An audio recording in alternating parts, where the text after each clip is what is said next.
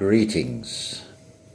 I am talking here, not the outer garment that you see before you on this screen. I thought it was time that a little bit of confusion was sorted out, because so many have fallen for the opposite script.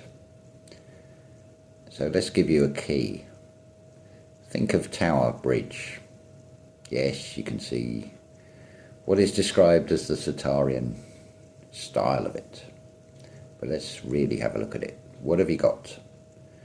2 towers, 2 pillars. That is shown so often in these 3-part doorways as well. Well, where are your 2 pillars? There's your 2 temples. What does tower mean? It means Mary. What is Mary Bridge or Tower Bridge? If you think about it, when it opens,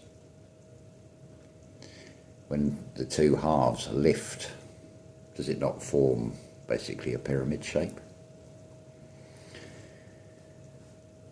It's a way in. It's an allegorical reference shown in stone. Question for you now. Think about all your bodily functions. When you blink, when you get an itch, the function of your organs, the deposit of the transient metals in your bloodstream. Are you consciously controlling any of that? Are you in control totally of your bladder, or does it dictate? Does your avatar dictate? The answer is no. You are not consciously operating your soul-carrying vessel. It just functions, and it is finite. So many try and escape that and put off the inevitable, but this program, this matrix, this reality, whatever you wish to call it, works on the principle of the infinite 8, and it just keeps going round and round and round. It will just keep going. Think now of Aquarius. Think of Orion. You can see Orion. You can see Orion's belt up in the sky, but you'll see a series of lights, stars.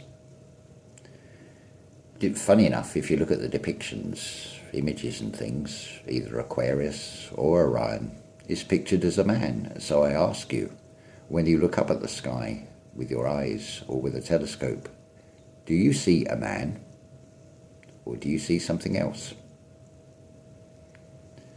So how can you expect to see Christ when Christ is within you?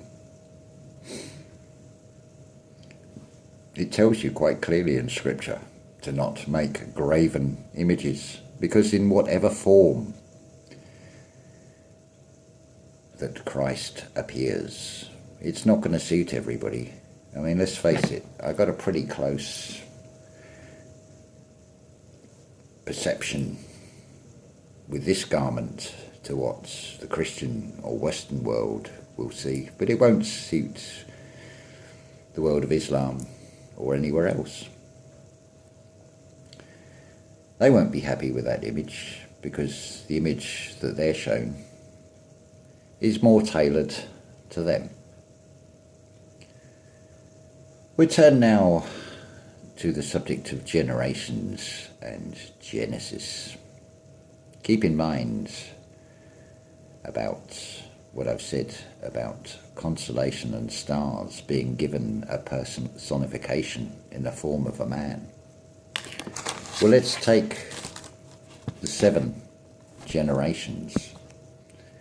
You start with Adam, then Seth, then Cain, Mahalalel, Jared, and Enoch, and of course Abel. Then you have Methuselah, Lamech, and Noah. Those personifications, those names have a meaning. You can look them up in Hebrew. From Adam to Enoch is a word being a passage. Earth appointed man, breath acquired, praise of God, descent experienced. That takes you from Adam to Noah. That's seven chakras. Adam also means red-blooded one, so you could say that is your base chakra.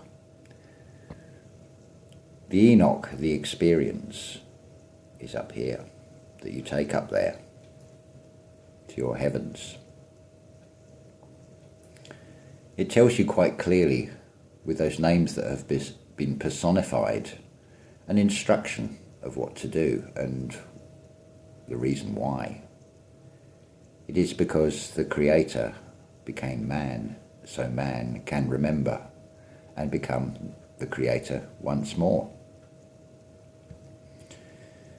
So Adam is earth, Seth is appointed,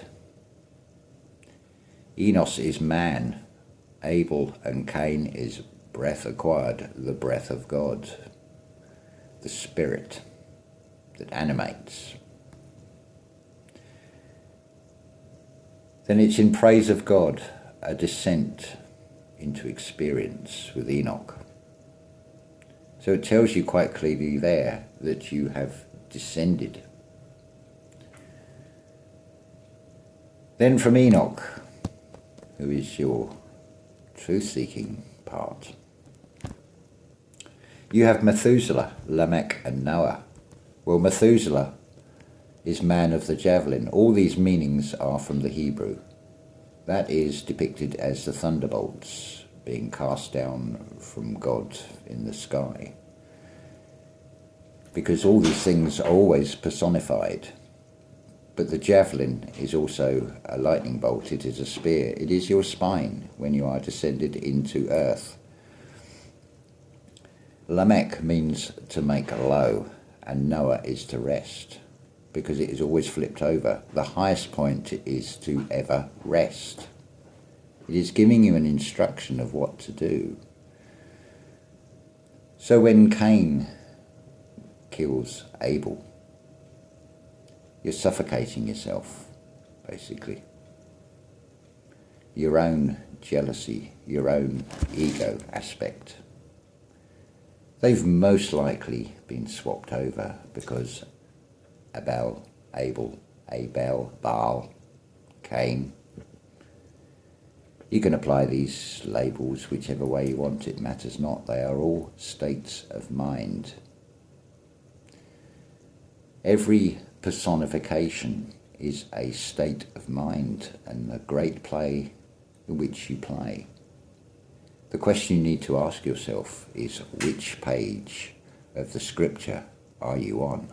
Which part are you playing? You have the free will to choose which part to play. There is rather a lot of lemmings that are listening to external whispers in the hope that they will be still instead of continuously doing all the time. The worlds are very different. This one is deliberately backwards, so people go and work, which I would call play. When I am sitting and being still and being in meditation, that is when I am really working.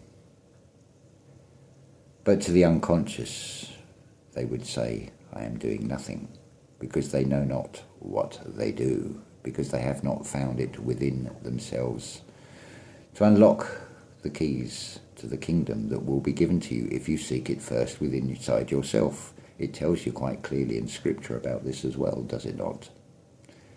So I'll leave those thoughts there, and I will say Namaste, Anilakesh, and ta-ta for now.